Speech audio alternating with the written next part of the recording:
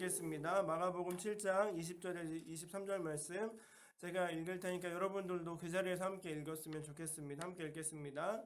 또 이르시되 사람에게서 나오는 그것이 사람을 더럽게 하느니라. 속에서 곧 사람의 마음에서 나오는 것은 악한 생각, 곧 음란과 도둑질과 살인과 간음과 탐욕과 악독과 속임과 음탕과 질투와 비방과 교만과 우매함이니 이 모든 악한 것이 다 속에서 나와서 사람을 더럽게 하느니라. 아멘. 다시 한번 읽겠습니다. 또 이르시되 사람에게서 나오는 그것이 사람을 더럽게 하느니라. 속에서 곧 사람의 마음에서 나오는 것은 악한 생각, 곧 음란과 도둑질과 살인과 간음과 탐욕과 악독과 속임과 음탕과 질투와 비방과 교만과 우매함이니 이 모든 악한 것이 다 속에서 나와서 사람을 더럽게 하느니라. 아멘. 네. 오늘 말씀의 제목은 죄를 묵상하다입니다. 한번 따라서 쳐볼래요? 죄를 묵상하다. 네, 죄를 묵상하다. 자판에 한번 쳐보시면 채팅창에 한번 올려보겠습니다. 한번 같이 고백해 봅시다. 죄를 묵상하다. 한 명도 고백을 안 하네요. 네, 네. 감사합니다. 잘 들리고 계시는 거죠? 왜 죄를 묵상하다라는 건 좀 무거운 주제이기도 합니다. 그런데 절기상으로 지금 사순절을 보내고 있습니다. 사순절 두 번째 주일인데요. 기독교의 복음을 가장 묵상하기 좋은 시기이기도 하고 이 사순절 절기를 보내면서 우리의 죄를 묵상하면서 그러니까 죄가 무엇인지를 묵상하면서 십자가의 복음과 예수님을 조금 더 생각하는 시간이 되었으면 좋겠습니다. 기독교의 복음을 생각할 때 기독교의 복음이 한마디로 정리한다면 하나님께서 독생자 예수를 보내어 주셔서 우리를 대신해서 죽게 하신 것, 이것이 기독교 복음의 출발입니다. 다시 한번 이야기한다면 기독교의 복음은 하나님께서 독생자 예수를 보내어 주셔서 우리와 나를 대신해서 죽게 하신 것, 이것에서 복음은 출발합니다. 자, 그렇다면 잘 아는 질문이겠지만 예수님의 죽음의 이유는 무엇입니까? 대답 카톡으로 같이 채팅창으로 여러분과 응답하면서 같이 했으면 좋겠는데요. 예수님의 죽음의 이유가 무엇이겠습니까? 네, 다 알고 있겠죠. 대답은 하지 않겠지만 예수님의 죽음의 이유는 우리의 죄 때문입니다. 이 죄의 문제를 해결하기 위해서 예수님께서 십자가를 지셨고 그래서 우리가 그 예수를 믿음으로 말미암아 구원을 받게 된다는 것이 복음의 핵심입니다. 우리가 예수를 믿는 이유는 예수님이 우리 죄를 위해서 우리를 대신해서 죽었다라는 그 사실입니다. 우리의 의지와 관계없이 하나님께서 일방적으로 죄를 예수님에게 그리스도 예수에게 담당하게 하셨고 그로 인해서 우리는 생명을 얻게 되었습니다. 자, 죄라는 단어를 생각해 본다면 죄라는 단어를 생각할 때마다 어떤 사람들은 계속해서 반복하고 넘어지는 그 죄 때문에 그로 인해서 죄책감에 빠져 있는 사람들도 있습니다. 계속해서 내가 해결되지 않는 그 죄된 행동들 때문에 무언가 회개하라 또 죄에 대해서 이야기를 할 때 죄책감이 들고 그것 때문에 하나님 앞에서 죄스럽고 그것 때문에 어려움을 겪고 있는 사람들도 있을 것입니다. 혹시 여러분들 중에서 여기 함께하는 여러분들 가운데에서 죄책감에 빠져 있는 사람들이 있다면 오늘 말씀을 통해서 다시 일어서게 되기를 바랍니다. 또 혹 어떤 사람들은 이런 사람들이 있습니다. 죄 너무 많이 들어봐서 어렸을 때부터 신앙생활을 했기 때문에 여기 계신 도련님들이 아마 그런 거 해당될 수도 있겠습니다만은 너무 많이 죄에 대해서 들어봐서 이 죄라는 것에 대해서 아무렇지도 않게 생각하는 사람들도 있습니다. 수련회 때나 또 성경학교 때 같은 때 죄에 대해서 많이 설교를 들었고 또 여러 가지 행위들도 하죠. 죄에 대해서 고백하면서 쓰기도 하고 또 태우기도 하고 찢기도 하고 쓴 것들을 찢기도 하면서 별별 것들을 다 해봤을 것입니다. 그런데 그때는 그럴싸하겠지만 그 죄가 나에게 잘 느껴지지 않는 상태, 내 죄가 별거 있나? 이런 사람들도 있습니다. 비록 예수님이 내 죄 때문에 죽었다고 많이 들어봤지만 나랑 별로 상관없이 느껴지는 사람, 비교적 착하게 사는 사람들 있죠. 여러분들 가운데서도 저희 청년분들 가운데서도 저를 포함해서 착하게 사는 사람들이 있을 것입니다. 좀 순하게 선하게 사는 사람들, 비교적 착하게 살았기 때문에 죄가 별로 느껴지지 않는 사람들도 있습니다. 어렸을 때부터 계속해서 죄인이다 죄인이다라고 들어서 나는 죄인이다라고 고백은 하지만 그 죄가 무언가 나에게 느껴지지 않는 사람, 이런 사람이 조금 더 위험할 수도 있습니다. 저 자신도 이 죄에 대해서 이야기를 하면 어렸을 때부터 신앙생활을 해왔기 때문에 이 죄라는 것 많이 들어봤습니다. 그래서 성경학교 때는 뭐 촛불로 태우기도 하고, 나중에 수련회 갔을 때는 뭐 이렇게 고백한 다음에 찢어버리거나 태우기도 해였지만, 저 자신 생각해 보면 이런 나는 그냥 뭐 비교적 별로 큰 죄도 지은 거 없는데 편하게 살아왔는데, 나 때문에 혹시 예수님이 죽을 정도의 죄를 지은 사람인가? 내가 그 정도의 큰 죄를 지었나? 이렇게 생각한 적도 있었습니다. 그런데 어느 순간에 저를 깨닫게 하신 게, 제가 목사가 되고 나서도 죄에 대해서 설교를 하고 다른 사람들에게 죄인이다 고백하고 또 그 다음에 같이 회개하는 자리를 이끌었지만, 나에게 있어서 내가 큰 죄인, 내가 죽을 만한 죄인이다 이런 것이 막 느껴지거나 감동으로 다가오지 않았었습니다. 그런데 인도네시아에서 6년간 살면서 하나님께서 저 자신을 많이 돌아보게 하셨는데, 그것 중에 하나가 제가 죄인됨을 깊이 있게 고백하는 시간을 갖기도 하였습니다. 여러분들에게 자세하게 설명할 시간이 나중에 주어진다면 그걸 나누게 하겠지만, 어떤 것이었냐면, 간단하게 이야기한다면 어떤 한 사람이 없어졌으면 좋겠다라고 계속해서 여겨지게 됐습니다. 그래서 그 사람 하나님 앞에도 내가 그 사람을 없애달라고 기도하기도 하고, 저 사람을 죽여달라고 기도하기도 하였습니다. 그때 하나님께서는 하나님 앞에 그런 기도를 하는 저 자신을 보게 되면서, 참 그 당시에도 목사였으니까 목사가 이런 기도를 할 수 있을까라는 자책감이 들기도 하였지만, 너무 나에게 복잡한 나머지 그렇게 기도하였을 때 하나님께서는 다른 응답이 아니라 내 자신의 추악함을 보게 하셨고, 내가 실행에만 옮기지 않았지만 결국은 죄인이구나, 내가 저 사람을 죽이고 있고 죽여달라고 기도하고 있는 저 자신을 바라보면서, 내가 살인을 하진 않았지만 지금 내가 마음을 살인하고 있고, 나는 이게 나의 종교적인 열심과 신앙생활 때문에 이것이 내 안에 내재되어, 그러니까 이 그물 같은 걸 꽉 눌렀을 뿐이지, 나는 언젠가 이것이 빗장이 열리기만 하면 다른 사람을 죽일 수 있고 다른 사람에게 해할 수 있는 그런 큰 죄인이구나, 이것을 제가 느낀 적이 있었습니다. 결국은 내가 죄인이었음을 느끼면서 하나님의 은혜는 더 크게 나한테 다가왔습니다. 자, 여러분, 이번 한 주간을 같이 제가 죄를 묵상하다를 같이 묵상을 나눌 텐데, 이것을 묵상하면서 우리 자신의 연약함을 인정하고 또 한 주간 살아가면서 예수님의 그 큰 은혜들을 기억하는 시간이 되었으면 좋겠습니다. 자, 그런데 이제 말씀으로 돌아가 보겠습니다. 죄라는 거 다 알고 있겠죠. 내가 죄인이다라는 것을 다 고백하실 겁니다. 자, 여러분들에게 질문해 보겠습니다. 대답을 해주셔야 됩니다. 메시지로. 자, 여러분들은 여러분 자신이 죄인인 것을 인정하십니까?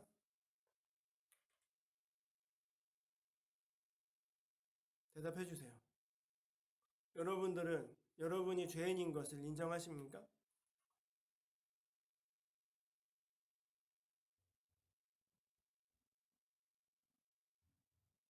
네, 감사합니다. 우리가 죄인인 것을 인정하지만, 문제는 자신의 죄의 심각성을 때때로 심각성을 깨닫지 못하고 심각성에 대해서 너무 가볍게 여긴다라는 것입니다. 자신의 그것에 대한 심각성을 너무 가볍게 여긴다라는 것이 우리들의 문제일 수 있습니다. 죄의 심각성이 없으면 죄에 대해서 관대해지고 무뎌진 상태에 이르게 됩니다. 죄가 죄라는 것을 인식하지 못하는 이 지경에 이르기도 합니다. 한번 예를 들어볼까요? 성경에서는 십계명을 통해서도 마찬가지고 간음하지 말라라고 이야기를 합니다. 성경 십계명에도 나와 있죠. 7번째 계명입니다. 그런데 이것은 우리의 법적으로 더 이상 문제가 되지 않습니다. 2015년 2월 26일 날 우리나라 헌법재판소가 간통을 처벌하는 형법을 위헌이라고 하면서 간통죄가 폐지되었습니다.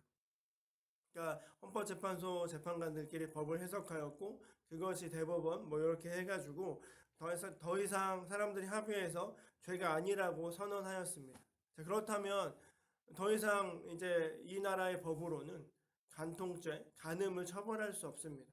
간통을 저지른다고 해도 간음을 저지른다고 해도 그것이 더 이상 법으로 처벌할 수 없는 뭐지? 사람들의 이목으로는 더 이상 그것이 죄가 아니게 됩니다. 그렇다고 해서 과연 그 간음이라는 죄가 없어진 것일까요? 세상에서 더 이상 간음은 죄가 아닐 수 있지만 하지만 우리 예수님께서는 이 문제에 대해서 정말 강력하게 요청하고 계십니다. 마태복음 5장 28절입니다. 마태복음 5장 28절 나는 너에게 이르노니 음욕을 품고 여자를 보는 자마다 마음에 이미 간음하였느니라. 이것은 비록 여자라고 대상을 특정하였지만 여성들에게도 마찬가지고 남성들에게도 마찬가지고 마음으로 음욕을 품는 것 이것이 바로 다 간음한 것으로 예수님께서는 치부하셨습니다.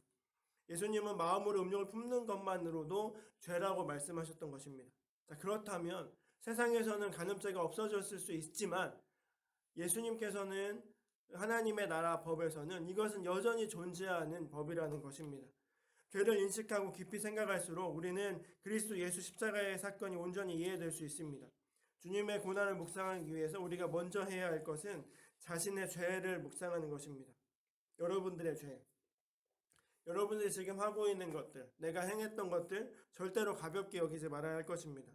죄의 시작은 비록 행동하지 않았을지라도 마음에 품는 것에서부터 시작된다는 것입니다. 예수님께서 마음으로 품는 것도 죄라고 하신 것처럼 내 마음에 품기 시작한 그 순간부터 죄의 씨앗이 자라나기 시작하는 것입니다. 야고보서 1장 15절 말씀에 이렇게 기록합니다. 욕심이 잉태한 즉 죄를 낳고 죄가 장성한 즉 사망을 낳느니라. 욕심, 한문으로 보면 심자가 마음 심자겠죠. 마음으로 이것을 갖게 된다면 그것이 잉태하여서 죄를 낳게 되고 그것이 장성하여서 사망을 낳는다. 즉 내게 마음속에 있는 그 욕심 하나, 그 마음 하나 때문에 점점 죄가 되고 결국은 죽게 된다라는 것이 야고보서의 말씀입니다. 마음을 그냥 방치하고 의식하지 않으면 어느 순간 죄가 자라나게 되고 그 아무리 작은 죄라 할지라도 어느 순간에 우리가 막을 수 없는 큰 괴물이 되어버리는 것입니다. 자, 여러분들 신발을 신고 다닐 텐데 가끔 신발 속에 흙이나 작은 돌멩이들이 들어갈 때가 있을 것입니다. 작은 모래 알갱이나 돌멩이가 들어갔을 때 털어내지 않으면 좀 불편합니다.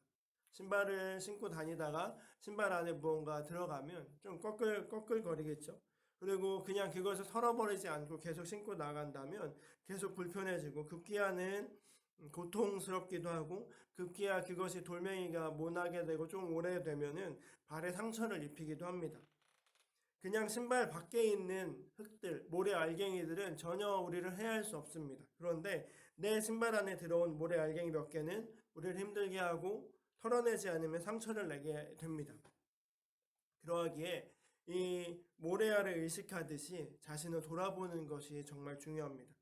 우리 안에는 이미 죄가 가득하기에 의식하고 돌아보면 죄가 보일 수밖에 없습니다.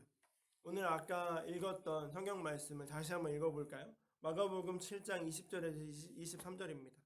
또 이르시되 사람에게서 나오는 그것이 사람을 더럽게 하느니라. 속에서 그 사람의 마음에서 나오는 것은 악한 생각, 곧 음란과 도둑질과 살인과 간음과 탐욕과 악독과 속임과 음탕과 질투와 비방과 교만과 우매함이니 이 모든 악한 것이 다 속에서 나와서 사람을 더럽게 하느니라. 예수님께서는 이렇게 말씀하십니다. 우리 안에 죄라는 것들에 대해서 계속해서 말씀하고 계십니다. 우리 안에 가득한 것들, 사람의 마음에 나오는 것, 위에 있는 그 마가복음 7장 20절에 23절에 있는 그 죄의 리스트를 한번 보십시오. 우리 마음에 무엇이 있습니까? 악한 생각, 음란, 도둑질, 살인, 간음, 탐욕, 악독, 속임, 음탕, 질투, 비방, 교만, 우매함.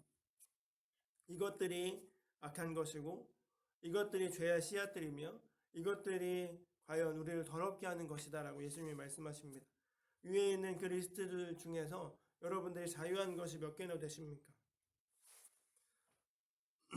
이 내용, 여러분 자신 안에 이 말씀들을 다시 한번 죄의 리스트, 여러분 마음에 나오는 그 사람을 더럽게 한다라는 그 예수님의 말씀을 기억하면서 잠깐 여러분 안에는 어떤 것이 있는지 돌아보시기 바랍니다.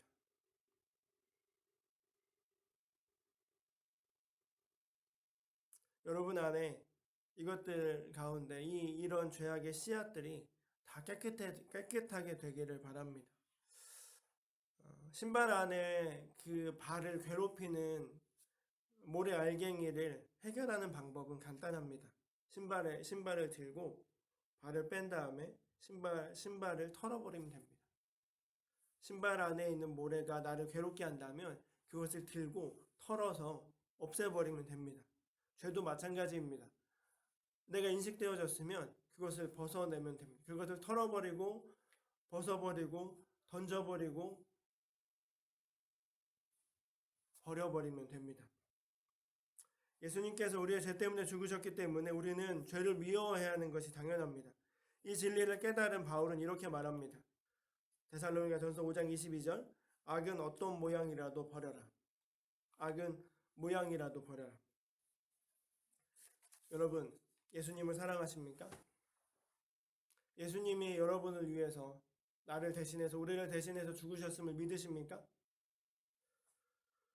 주님을 사랑한다면 우리는 어떻게 살아야 될까요? 오늘 말씀을 통해서도 보면 우리를 더럽게 하는 것들, 또 바울이 깨달았던 것을 본다면 그 어떤 모양, 어떤 죄악들, 어떤 것들, 어떤 더러운 것들도 미워하는 것이 당연합니다. 죄를 미워하고 멀리하는 것, 이것이 바로 크리스천입니다. 다시 한번 여러분들에게 요청합니다. 죄를 미워하고 멀리하는 것이 바로 크리스천입니다. 죄는 우리 예수님을 죽음에 이르게 한 원수이기 때문입니다. 무슨 말씀입니까? 예수님이 우리 죄를 대신해서 죽으셨다라는 그 사실은 바꾸어 말한다면 그 죄라는 존재가 예수님을 죽게 했다라는 것입니다. 그렇기 때문에 우리는 죄를 미워해야 합니다. 지난 수련회 때 제가 말씀드렸다시피 죄라는 것은 내가 sin, crime, guilt 동일하게 I가 맨 가운데 있다라는 것을 지난번에 말씀을 드렸었습니다. 마찬가지로 죄의 가장 근원적인 것은 내가 죄인이 되고자 하는 것입니다. 이것이 철학적인 의미이기도 하지만 이것을 더 넘어서서 내 안에 벗어나고 있는 마가복음에 있는 이 악한 생각들이나 이 모든 것들 가운데 이것이 내 안에 드러나는 것이 있다면 그것을 미워해야 되고 멀리해야 되고 버려야 되는 것, 이것이 당연한 우리의 모습입니다. 왜냐하면 그 죄는 예수님을 죽게 한 원수이기 때문입니다. 저는 죄에 대해서 이길 수 있다고 자신하지 않습니다. 잠깐만 방심해도 우리는 무너질 수 있기 때문입니다. 신발 안에 들어온 모래가 결국은 발을 상처나게 하는 것처럼 이것을 해결하지 않으면 비록 작은 것이고 보잘것없어 보이지만 이것이 계속 되어져 있는다면 결국은 발은 상처날 수밖에 없습니다. 모래 알갱이가 신발에 들어온 것을 느낄 때마다 털어내야 합니다. 매일 언제나 내 안에 이물질이 들어왔다면 그것을 털어내야 됩니다. 이것은 우리의 삶 속에서 생각해 본다면 수도사와 같은 삶일 수도 있습니다. 매일매일 정결하게 주님 앞에서 정화하고 깨끗하게 청소하는 것. 그런데 때로는 신발 안에 있는 이 모래 알갱이가 너무 익숙해지고 귀찮은 사람들은 깔창 밑에 신발을 이렇게 들어가고 이렇게 한다면 아무렇지도 않게 살아갈 수도 있습니다. 숨어있는 모래 알갱이가 힘차게 움직이지 않는 이상 잠잠하게 박혀있을 수 있습니다. 하지만 그것은 어떤 이야기냐면 우리가 이미 죄인된 존재임을 나타내는 그런 작업이기도 합니다. 로마서 5장에 보면 이렇게 기록되어 있습니다. 로마서 5장에 우리가 죄인 되었을 때, 우리가 원수 되었을 때에 그리스도께서 우리를 위해서 십자가에서 죽으셨다. 그래서 하나님의 사랑을 확증하셨다라고 바울이 말씀을 합니다. 우리가 이미 죄인 되었을 때에, 우리가 원수가 되었을 때조차 예수님은 그런 우리를 위해서 달려 돌아가셨다는 것이 바울의 깨달음이었습니다. 그 이야기는 무엇입니까? 우리 안에 여전히 죄악이 가득한 존재이지만 그럼에도 불구하고 예수님은 그 죄인된 우리를 위해서 죽으셨다라는 것이 바울의 고백이고 바로 신앙의 고백임을 믿습니다. 여러분, 우리가 한 것은 아무것도 없습니다. 하지만 이미 예수님은 우리의 죄를 대신해서 십자가에 이미 달려 돌아가셨습니다. 우리의 의지와는 전혀 상관이 없습니다. 성경은 이에 대해서 이렇게 말씀합니다. 로마서 6장 2절에는 죄에 대해서 죽었다라고 말씀하시고 고린도후서 5장 17절에서는 그래서 우리가 그리스도 안에 새로운 피조물이라고 말씀합니다. 우리가 그리스도 안에 있을 때 이 죄는 더 이상 우리를 주관하지 못한다라는 것입니다. 모래알갱이를 신발에 두듯이 이제는 더 이상 죄를 품고 살지 말아야 합니다. 왜냐하면 이미 예수님께서는 그 죄값을 치르셨기 때문에 더 이상 우리는 내 신발 안에 모래알갱이를 두어서는 안 되는 것처럼 계속해서 품고 살지 말고 그때그때 죄를 흘려보내고 해결해야 합니다. 예수님은 단 한 번의 죽으심으로 우리의 죄는 해결되었습니다. 구약에는 수많은 제사가 있었습니다. 그것은 다 일회용 제사였습니다. 하지만 예수님의 그 제사는 완전한 제사였기 때문에 우리는 더 이상 죄 때문에 회개의 제사를 드리진 않아도 됩니다. 그러나 우리가 해야 되는 그 행위 하나는 무엇이냐면 예수님께서 나를 위해 죽으셨다는 것을 믿음으로 고백하고 예수님을 붙잡고 주님 앞에 나아오는 것입니다. 예수님의 죽음을 통해서 우리는 생명을 얻게 되었고 우리의 죄는 해결되었습니다. 자, 여러분, 이것이 복음이 주는 사실입니다. 그럼에도 불구하고 우리 자신 한번 살펴볼까요? 우리는 여전히 죄를 짓습니다. 지난 한 주간 여러분은 어떠셨습니까? 죄에서 자유하셨습니까? 아니면 여러분들은 어떤 죄를 지으셨습니까? 죄를 여러분들에게 고백하게 한다면 공동체 생활하기에 어려울 수도 있기 때문에 조용히 주님 앞에서 자신을 돌아보십시오. 어떤 죄가 여러분들에게 있었습니까? 저에게 있어서는 이번 한 주간이 참 많이 게을러졌습니다. 새벽 예배가 없었습니다. 이번 한 주간 동안에는 새벽 예배가 없이 그 전날이나 전전날에 담당 목회자들이 그날 셀라이프 본문을 가지고 묵상한 것을 영상으로 찍어서 시간을 맞춰서 올리는 작업들을 했습니다. 그러다 보니까 당연히 5시 반에 새벽 예배 나오는 것이 없어도 되었습니다. 저한테는 참 편했습니다. 오랜만에 이곳에 갈릴리 교회 와서 5시 반에 새벽 예배를 시작하였다가 다시 새벽 예배 그 시간에 없으니까 잠은 많이 잘 수 있었습니다.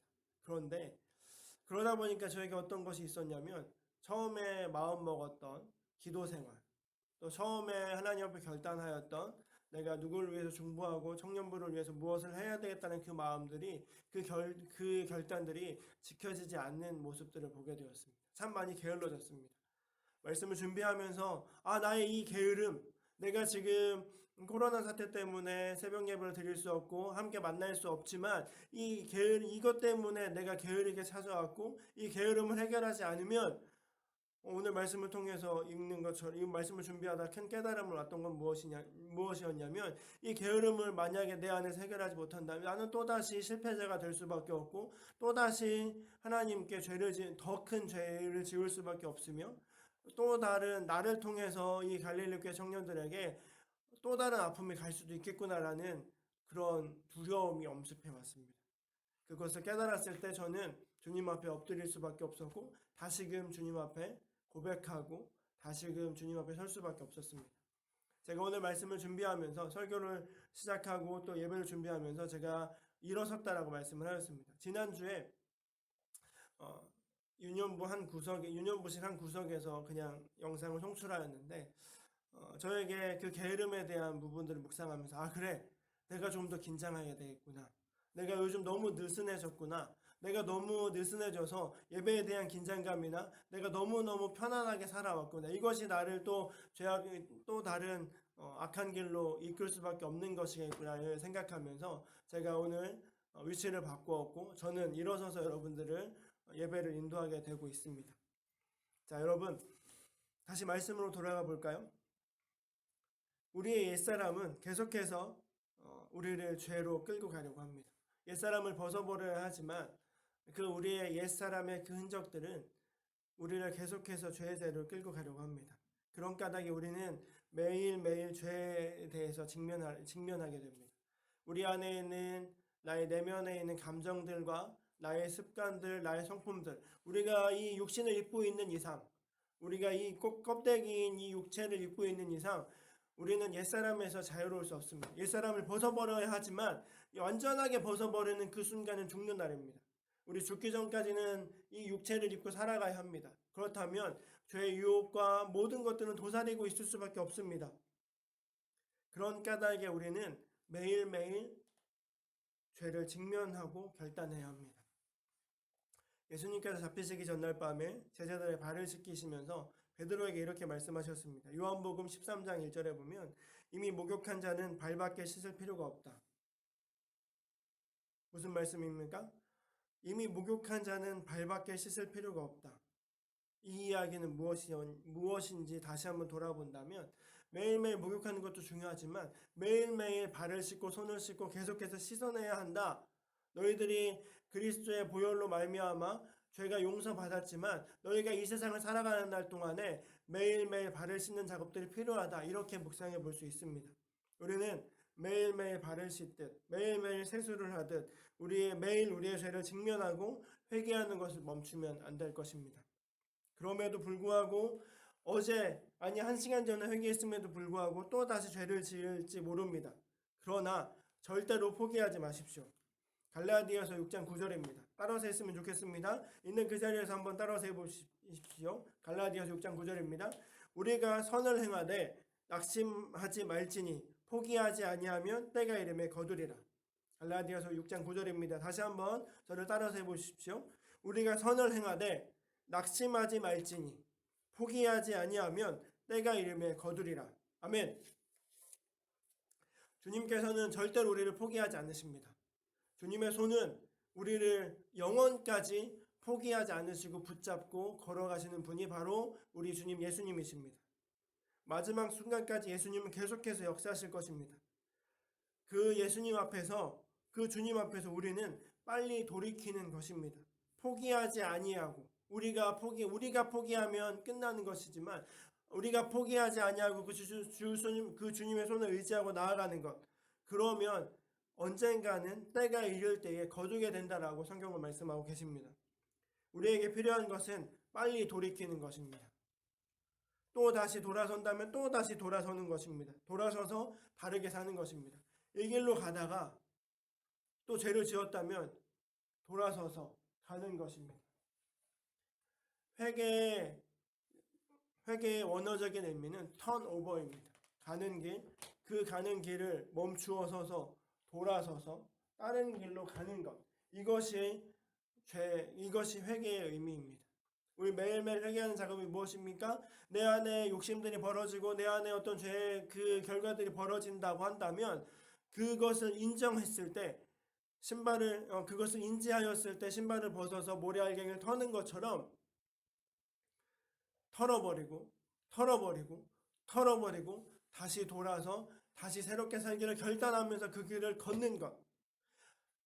아직 내가 육신을 입고 살기에 또다시 죄를 저지를 수도 있지만 다시금 그 결단을 하고 그 한 걸음을 걸어갈 때 주님께서는 우리에게 역사하실 것이고 결국은 때가 이를 때에 거두게 하실 것임을 믿습니다. 여러분, 많은 죄악들이 있고 넘어졌을지라도 여러분 포기하지 마십시오. 주님 안에서 늦은 때는 없습니다. 언제나 바로 지금이 구원받을 만한 때이고 새롭게 시작할 수 있는 때입니다. Right now. 지금입니다. 지금. 당장 이 순간에, 깨달은 이 순간, 내가 죄를 인식한 그 순간에 회개하고 해결하고 다시금 결단하며 새로운 발을 살기로 결단하고 한 걸음을 내딛는 것, 그것이 주님께서 우리에게 요청하고 계시는 것입니다. 자, 여러분, 오늘 제목이 뭐였죠? 죄를 묵상하다입니다. 이번 한 주간 여러분들에게 요청하겠습니다. 여러분들에게 죄에 민감해 보십시오. 어떻게 민감할 수 있을까요? 매일매일 매 순간 죄를 인식하게 되었을 때 그 자리에서 잠시 멈추십시오. 그 자리에 잠시 멈추어서 주님 앞에 기도를 올려드리십시오.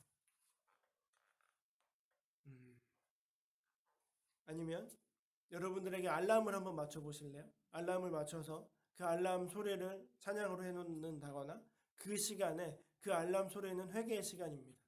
알람 소리가 들릴 때마다 주님 앞에 회개하는 시간을 돌아보고 회개하는 시간을 가져보십시오. 매일 아침 또 매일 저녁 잠자기 전에 하루를 돌아보고 주님 앞에 내가 오늘 잘못한 것이 무엇인가, 그 순간 깨닫게 된 그 순간의 회개의 기도로 주님 앞에 나아가고 또다시 새롭게 살펴서 결단한 시간을 한 주간 동안 보내셨으면 좋겠습니다. 여러분들에게 요청합니다. 이번 한 주간 나의 죄됨을 계속해서 묵상하시고 깨닫게 됐다면 그냥 멈추지 마십시오. 그냥 멈추지 마시고 돌이키시는 여러분이 되었으면 좋겠습니다. 이 시간 여러분들과 함께 찬양을 나누고 싶습니다. 주는 완전합니다 라는 찬양입니다. 그 가사에 보면 주여 우린 연약합니다 라고 시작을 합니다. 오늘 하루를 또 실수한다 라고 고백하고 있습니다. 하지만 주님께서 완전하시기에 주님께 이루어 가실 것이다 라는 것이 찬양입니다. 이 찬양을 들으시면서 제가 못 치는 찬송가지만, 못 치는 피아노지만 다시 한번 반주를 할 텐데요. 이 찬양을 묵상하시고 기억하시면서 혹시 질문하실 것들이 있으면 채팅방에 올려주시고요. 채팅창에 올려주시고 또 나눌 것들이 있으면 짧게 나눠주신다면 감사하겠습니다. 이 시간에 함께 찬양하고 묵상하면서 말씀을 정리하는 시간 갖도록 하겠습니다. 네, 제가 잠깐 찬양하겠습니다.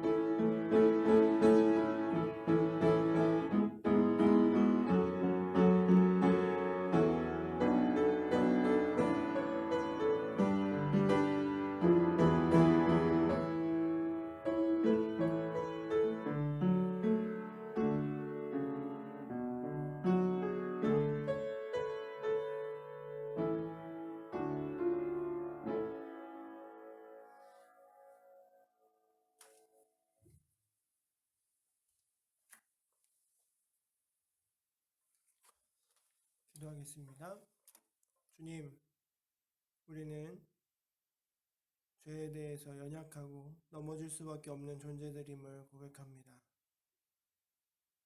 하지만 포기하지 않으면 때가 이를 때 거둔다라고 하셨사오니 완전하신 그 주님께서 우리를 이끌어 가실 것이며 이미 우리의 죄는 십자가에 못 박혔음을 고백하며 다시금 새롭게 살 것을 다짐하며 나아가는 저희들이 되게 하여 주옵소서. 매일매일 매 순간순간 죄가 인식되게 하시고 그 죄가 그냥 놔두면 언젠가 심각한 괴물이 될지도 모르기에 심각성을 깨닫게 하시며 죄에 대해서 더 민감하게 살아가는 저희들이 되게 하시고 죄를 인식하게 하시고 그 죄가 인식되었을 때에 그냥 방치하지 않게 하시며 신발의 모래를 떨어버리는 것처럼 주님 앞에 회개하고 돌이키며 결단하며 다시금 새로운 방향으로 살 것을 다짐하며 한 걸음 걸어가는 우리 청년부들이 될 수 있도록 인도하여 주시옵소서. 주님 의지하오며 우리 주님 예수님의 이름으로 기도합니다. 아멘. 이제는 우리 구주 예수 그리스도의 은혜와 하나님의 크신 사랑과 성령님의 충만한 능력과 역사하심이 죄를 묵상하며 깨달은 그 순간 회개하며 다시 돌이키며 살아가기를 결단하는 우리 갈릴리 교회 청년 한 명 한 명들 위해 또 그들이 살아가는 이 세상 가운데 영원히 함께 있기를 간절히 축원하옵나이다.